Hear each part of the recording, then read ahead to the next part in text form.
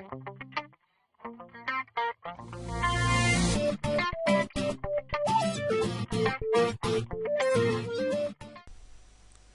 warahmatullahi wabarakatuh. Berjumpa kembali dengan saya, Empianus Eko Putra. Pada video tutorial kali ini saya akan membahas mengenai if bersarang. Kadangkala dalam pembuatan program C++ kita membutuhkan if bersarang. Nah, pada kesempatan ini untuk implementasi percabangan if bersarang, kita akan coba menampilkan nilai dan indeksnya ini. Sekarang kita coba langsung saja kepada pembuatan programnya. Di sini saya menggunakan Microsoft Visual Studio 2010. Di sini saya telah berhasil membuat project dengan nama modul 5-3 dan nama filenya modul 5-3 juga. Untuk pembuatan project dan file saya telah menjelaskan pada video tutorial sebelumnya. Nah, sekarang langsung saja kita masuk pada pembuatan programnya. Di sini pada lembar kerja ini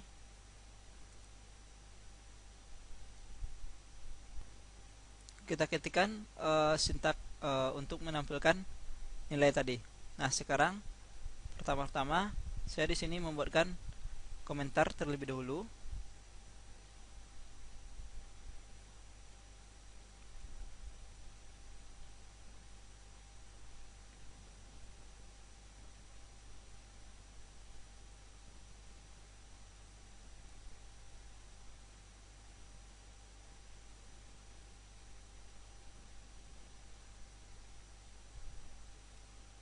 Nah, setelah selesai membuatkan komentar, langkah pertama yang harus kita lakukan adalah pertama kita membuatkan library IOStream yang merupakan library standar yang harus kita ketikkan pada saat kita membuat program di C++.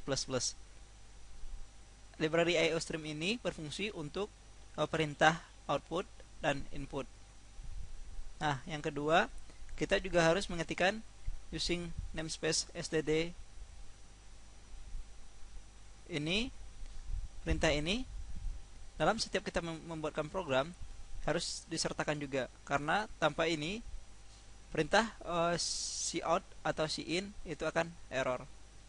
Nah, selanjutnya kita masuk pada pembuatan utama program, integer main, buka kurung awal. Selanjutnya di sini saya membuatkan nama saya terlebih dulu, sehingga pada saat program dijalankan nama saya juga terlihat.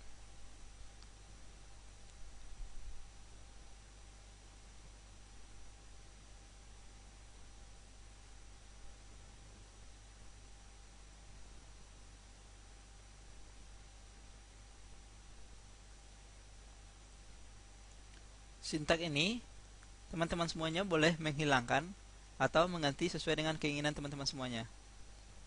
Nah, selanjutnya kita akan membuatkan judul dari program kita ini. Di sini saya beri judul konversi nilai.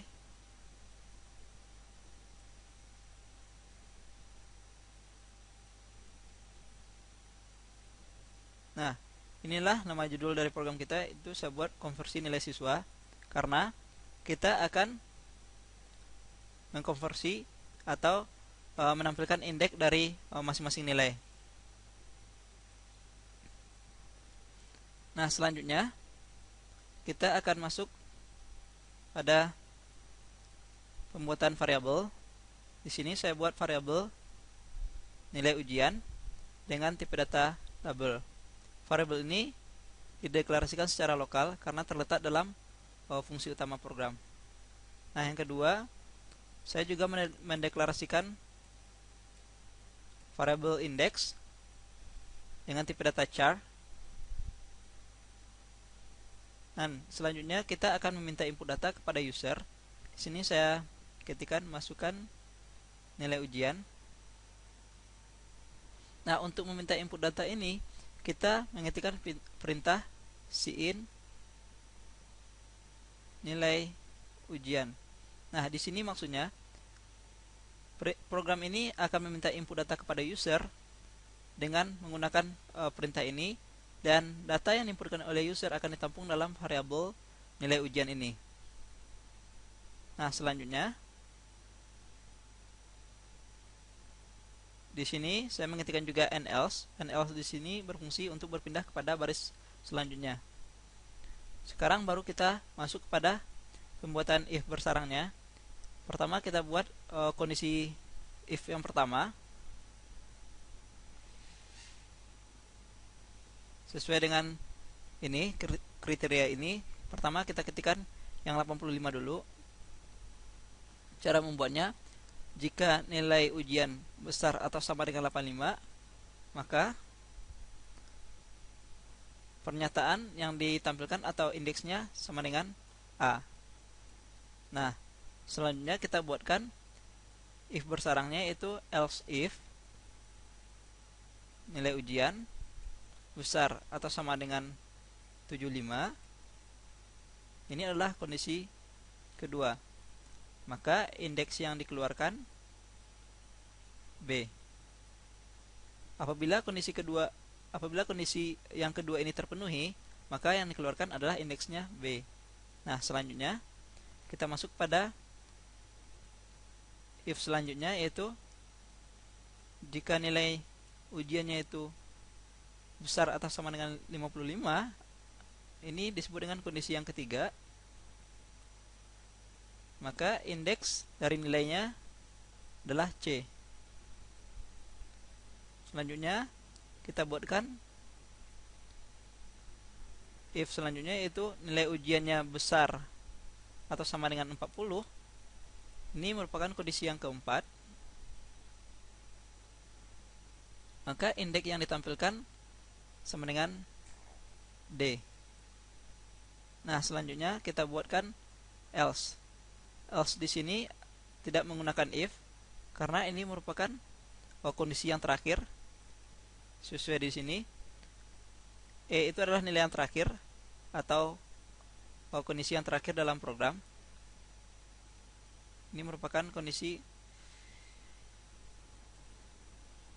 yang terakhir.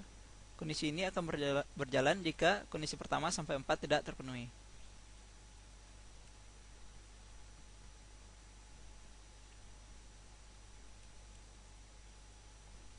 Maka indeks yang dikeluarkan adalah E. Kita tutup kurung kerawal. Nah, selanjutnya di sini kita ketikkan sistem cout-nya. Cout indeks siswa sama dengan kita panggil variabel indeks ini untuk menampilkan data masing-masing indeksnya.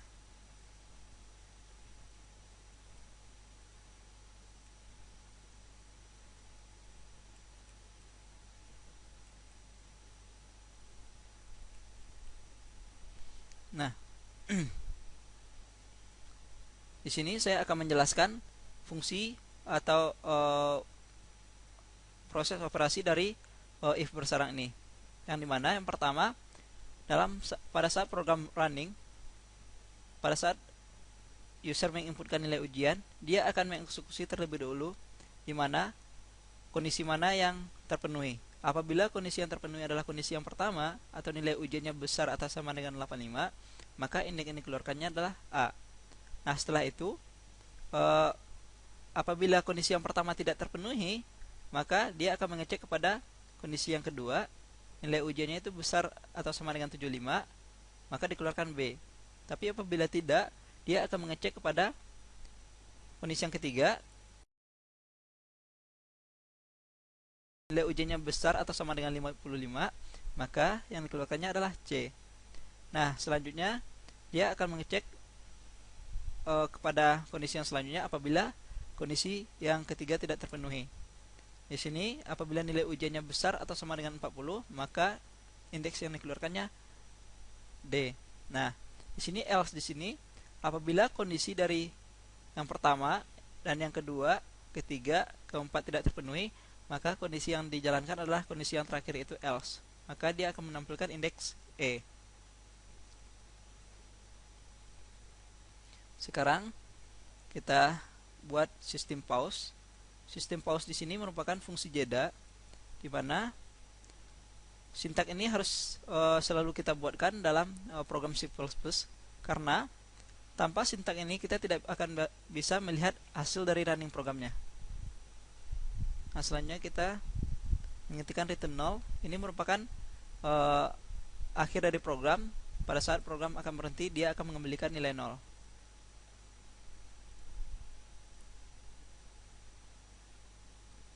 Nah, sekarang setelah selesai kita ketikkan semuanya, sekarang kita coba running dengan menekan tombol F5 pada keyboard.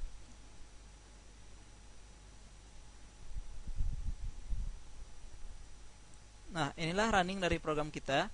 Yang pertama, programnya akan meminta input nilai ujian. Sekarang kita coba kondisi yang pertama. Nilainya di atas 85 atau sama dengan 85. Sini kita ketikkan misalnya 90. Maka indeks yang dikeluarkannya adalah A. Sekarang kita coba running lagi. Dan sekarang kita coba masukkan kondisi yang kedua, misalnya 80. Maka yang keluarkan adalah indeks siswanya sama dengan 2. Dan begitu juga dengan yang lainnya. Apabila kita coba masukkan nilainya, kondisi yang ketiga itu adalah besar daripada 55. Misalnya di sini kita ketikkan 60, maka indeks yang keluar adalah C.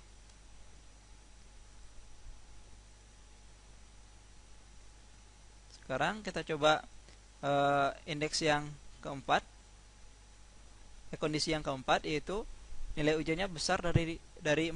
Misalnya di sini kita ketikkan 45, maka indeks siswanya D. Sekarang kita buktikan untuk kondisi yang terakhir,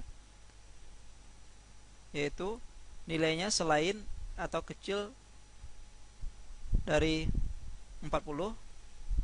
Misalnya kita ketikkan di sini 30, maka indeks siswa yang keluar adalah E. Nah, inilah yang disebut dengan if bersarang. Mungkin pada kesempatan kali ini hanya itu yang dapat saya jelaskan mengenai if bersarang. Semoga bermanfaat bagi teman-teman semuanya. Saya atas nama MP Nusiko Putra mohon pamit. Akhir kata saya ucapkan Assalamualaikum.